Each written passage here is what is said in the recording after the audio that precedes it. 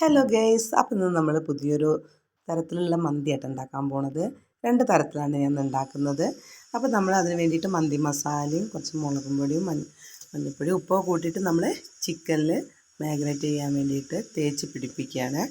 നമ്മുടെ ബസുമതി റൈസ് നന്നായിട്ട് കുതിർത്തിയതാണ്, കഴുകിയെടുത്തു. അപ്പോൾ ഇതാ നമ്മൾ വെള്ളമൊക്കെ വാർത്തിട്ടോ. ഇനി ഇത് നമ്മൾ കുറച്ച് കുക്കറിൽ നമ്മൾ ഒന്ന് വിസിലടിച്ചെടുക്കുന്നുണ്ട്.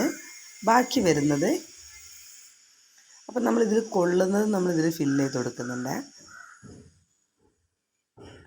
അങ്ങനെ വെച്ചിട്ട് നമ്മൾ കുറച്ച് ക്യാരറ്റും ഉള്ളിലേക്കാണ് ഇട്ടിരുന്നത്, ക്യാപ്സിക്കം ഉണ്ടായിരുന്നില്ല.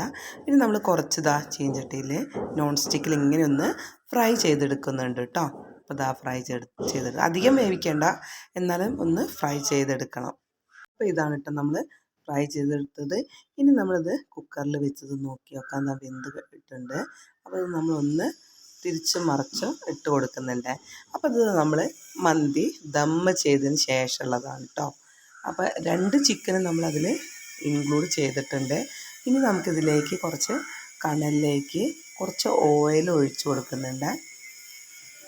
ഒന്ന് പുകയാൻ വേണ്ടിയിട്ടാണ്. നമ്മൾ ആ ഒരു മന്തിക്ക് ആ ഒരു സ്മെല്ല് ഉണ്ടെങ്കിലല്ലേ നമുക്ക് മന്തി എന്ന് പറയാൻ പറ്റുള്ളൂ. അപ്പോൾ അതിന് വേണ്ടിയിട്ട് കേട്ടോ.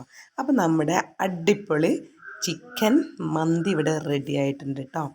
2 തരം ചിക്കൻ ഫ്രൈ ആയിട്ടുള്ളതും വെച്ചതും കൂടിയാണ്. അപ്പോൾ ഇതാണ് ഇന്നത്തെ സ്പെഷ്യൽ.